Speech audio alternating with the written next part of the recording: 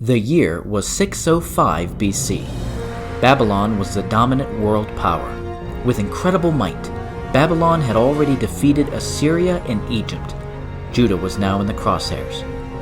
The king of Babylon, Nebuchadnezzar, did not give Judah a choice, and Judah quickly surrendered. Nebuchadnezzar was the most powerful man in the world. No nation could withstand his might. He chose to not completely destroy Judah. Instead, he gave them a warning. He burned the temple to the ground. He set up a puppet king who would answer to his will. He left Jerusalem in pieces. Nebuchadnezzar decided to plunder Jerusalem, taking all kinds of prized wares. He also took captives, which included young men who would be groomed in the culture and customs of Babylon.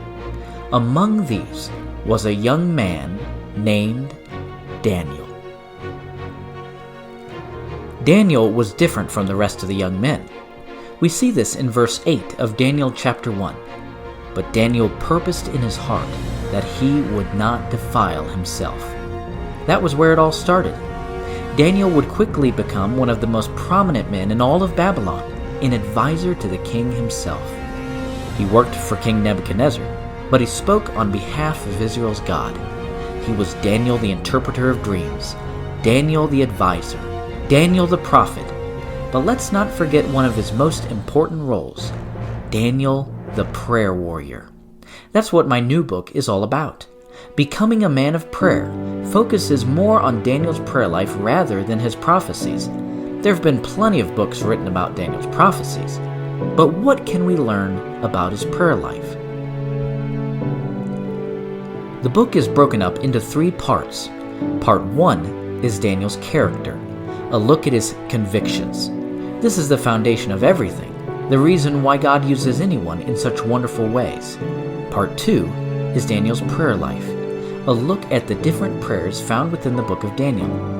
These are incredible prayers, and we can learn so much from them that can better our own prayer lives.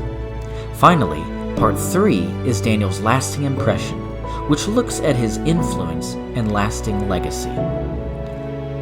Becoming a Man of Prayer is not a study on the book of Daniel, it's a study on the life of Daniel, the man Daniel.